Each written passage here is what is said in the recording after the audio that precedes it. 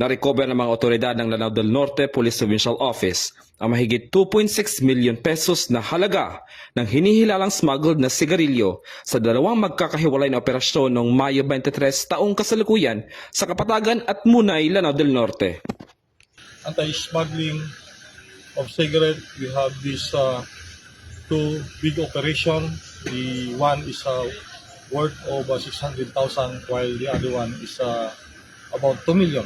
Bandang alas 12:30 na madaling araw habang nagsasagawa ng checkpoint operation San Pork 1, Bansarville 1, Kapatagan, Lanao del Norte, pinara ng mga tauhan ng 2nd Provincial Mobile Force Company ang isang Honda CR-V na bumabiyahe mula Sultan Naga de Maporo patungong Kapatagan. Sa isinagawang inspeksyon, nadiskubre sa passenger seat at compartment ng sasakyan ang 750 rims na mga sigarilyo na may tinatayang market value na 600,000 pesos.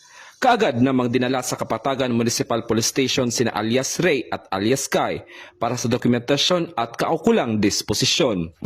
Samantala, bandang alas 11:05 ng umaga, nagsagawa rin ng checkpoint operations ang mga tauhan ng 1st Provincial Mobile Force Company, katuwang ang Maritime Police Station, Provincial Intelligence Unit ng LDNPPO, at 10th Maneuvering Company ng RMFB-10 sa Barangay Tambo, Munay, Lanao del Norte, nang makupiska ang kahong-kahong kargamento sa loob ng 3 sasakyan, kabilang ang 2 Toyota Revo at isang Isuzu Crosswind. Sa masusing inspeksyon, natuklasan naglalaman ang mga sasakyan ng 50 master cases ng mga sigarilyo na may tinatayang market value na 2 million pesos.